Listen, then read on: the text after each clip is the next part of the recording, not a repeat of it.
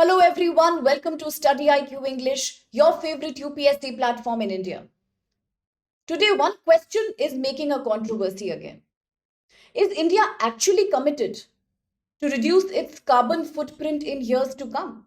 When we look at India's expanding push towards ethanol blended petrol, when we look at India's nationally determined contributions that deal with reduction of 45% of carbon footprint, greenhouse gas emissions just by 2030, we feel that yes, the government is extremely committed to reduce its carbon footprint and become the Viksit Bharat by 2070. Something similar looks true of China. China has also been pushing towards solar energy, hydropower, wind energy in the last few years. But if we look at today's discussion reports from the Shanghai Cooperation Organization that is underway in China right now, some very different picture comes in the light. Therefore, it forces us to ask that is it justified? India and China's dual policy on climate change and energy utilization. Yes, I'm talking about the recent reports that have emerged from the Shanghai Cooperation Summit. As both countries, India and China, are ready to bury their past differences, particularly after 2020, and now move towards a lasting bilateral trade relationship. Reports are highlighting that both India and China are massively investing in coal energy. We ask a question today that is it not true that under the Paris Agreement of 2015, India has already created three nationally determined contributions, NDCs. One is reducing carbon footprint, carbon intensity of the GDP by 45% before 2030.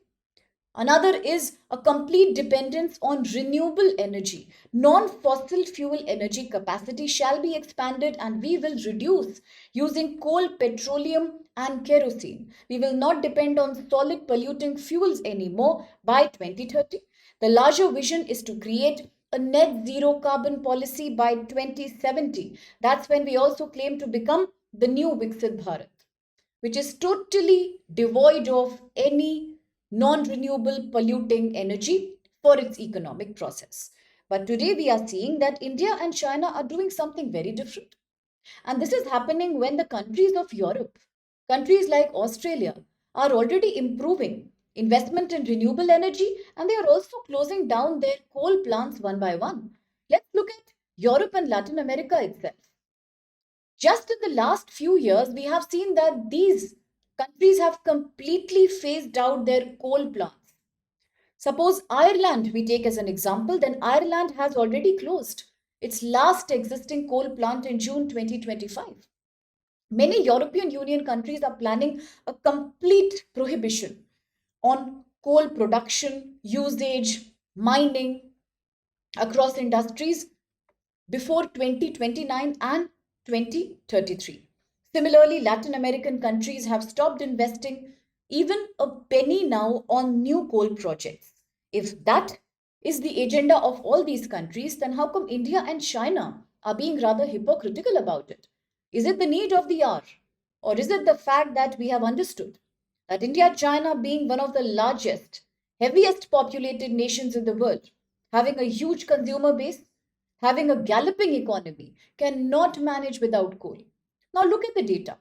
The first half of 2025, China and India both proposed 88% of new coal power capacity worldwide, which means if in the entire world we look at the coal mining and coal processing, then it was India and China who contributed to 88% of new coal power.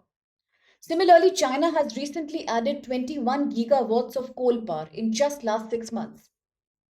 This is highest in the last 10 years for China. Looking at India now, India commissioned 5.1 gigawatts of new coal plants and has already 92 gigawatts of proposals pending.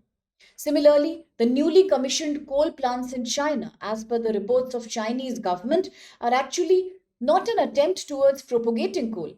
It is just a fallback option. That in case renewable energy fails, China should have something to depend upon.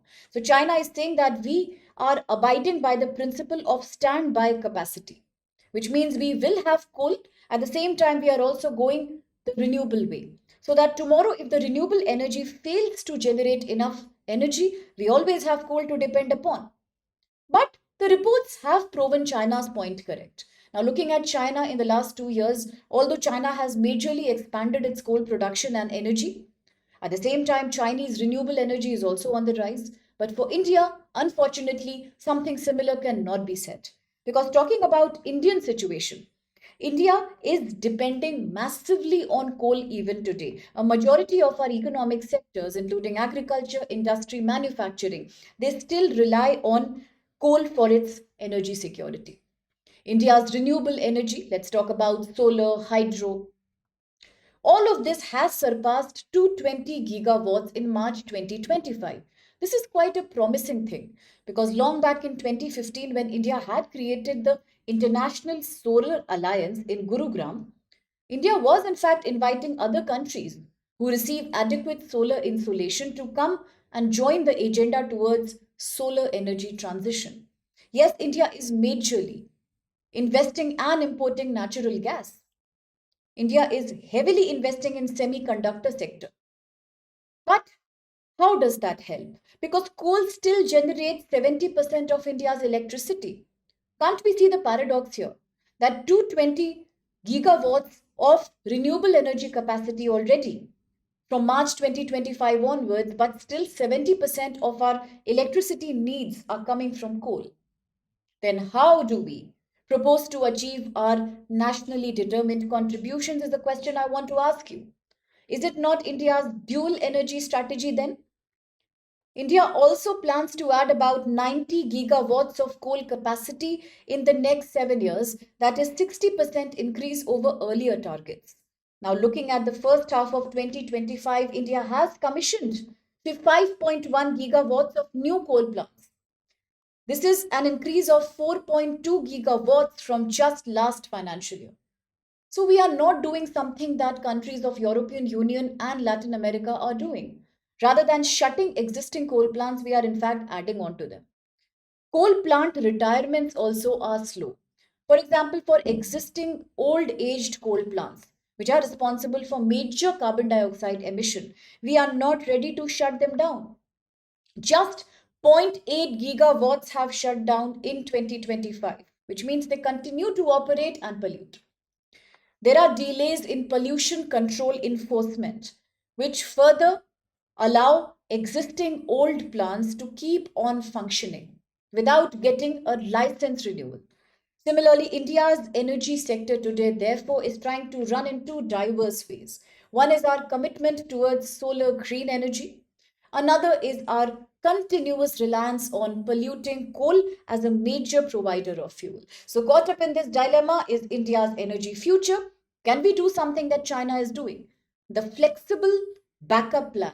Can we make sure that if we are investing in coal, if we are continuing the coal energy, then at the same time, do we feel powerful enough to continue harnessing similar amount of renewable energy? At least balance is needed, if not a complete closure of coal. So that's the question I'm leaving you with. You can post your ideas, you can post your opinions in the comment box. It will be huge fun to see them. Now, the question that follows is a prelims question. Consider the following statements about recent trends in coal power and energy transition 2025. 1. China's newly commissioned coal plants in 25 are largely designed to operate as flexible standby capacity, which means as a fallback option rather than as a continuous base load generator, which means China is committing that although we are increasing our coal gigawatt capacity, but at the same time, this is just a backup plan. In case renewable sector fails, we can depend on it, but we will not use coal as our base load generator.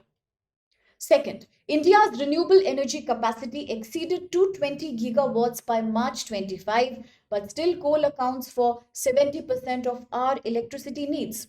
3. The European Union has legislated a uniform 2030 deadline for all member states to phase out coal power. So, which of these statements is or are valid? You can try the question. It's not a very difficult question. And for your own self verification, I have placed the answer on the next slide. And now, if you are dreaming and aspiring for success in the upcoming UPSC 2026 and 2027 exam, then now is the time that you can enroll for one of the biggest sales that we are having on StudyIQ. Yes, you can use the code SPLIVE on your screen and get huge discount with prices on various GS courses in Hindi, English and in English, starting at just mere 9999 rupees. So easy on the pocket, and it could mean wonders to your future. So therefore, enroll the benefit of this scheme today because this expires tomorrow. Thank you so much for being a part of the video. And if you enjoy the video, then do not forget to like, share and subscribe Study IQ English.